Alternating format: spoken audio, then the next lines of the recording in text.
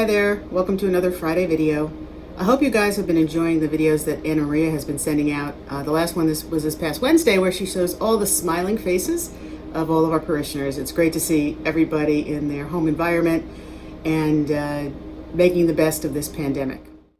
Now, I would like to share with you a picture from my Memorial Day weekend. I call this, how many firemen does it take to turn the sprinkler system off? We had a little bit of an issue with our fire sprinkler system at the church on Memorial Day weekend.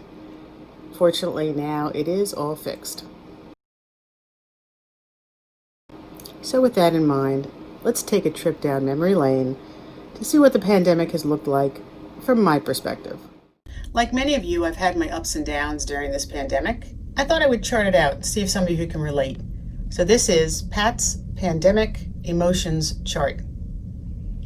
Now, because I'm an accountant, equilibrium is my debits equal my credits. Sometimes it just doesn't get any better than that. Moving up, we have, I'm feeling pretty good. I think I deserve a chocolate chip cookie.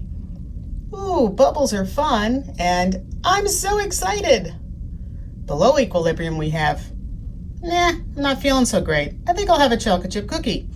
Uh-oh, and crying like a baby. Now across the bottom, for the timeline, we start with churches closing, and then we are not sure where. So I'm going to chart out the emotions based on the events that I've sent out in videos, and let's see what happens. All right, so I've plotted out the timeline across the bottom. So we have, starting out with the churches closed, and then some donations start rolling in. We get qualified for the SBA PPP loan. It's Easter. I fall off a ladder. COVID-19 hits close to home. I start to hear about friends and relatives of friends who are dying from this disease. Then I wind up feeling not so very good with a fever, and I get COVID-19 tested myself, which comes out negative. The 2021 budget is coming due, and we have our first Mass being announced that's going to resume on June 13th, and trying to find Purell. This is the plot of the emotions for the pandemic for me.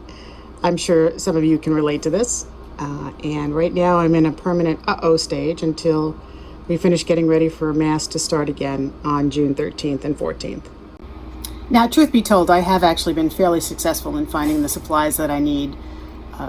My neighbors probably think that I'm running some sort of Amazon resale thing because there's boxes being delivered to my house all the time. But we have so far secured our hand sanitizer and our gloves and our painter's tape. So many of you are probably wondering what it's going to be like when we reopen for public masses on the weekend of June 13th and 14th.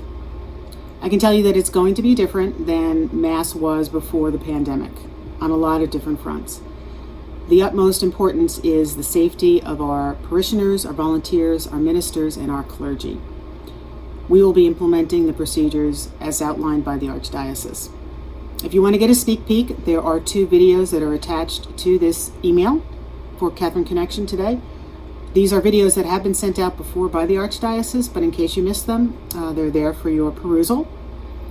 The process of what we're going to do specifically at St. Catherine Drexel will also be communicated to parishioners, both through Katharine Konnection and through snail mail for those folks that do not use email. So look for those in the next coming week. That will help you as well to understand what to expect.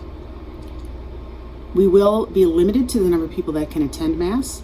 And of course, we urge those that are in a vulnerable state or who are not feeling well to please continue to worship at home by watching our live streamed Masses. Those live stream Masses will continue for as long as necessary for our parishioners to be fed during this pandemic. So, thanks for watching the video. Keep washing your hands and keep being the body of Christ to each other.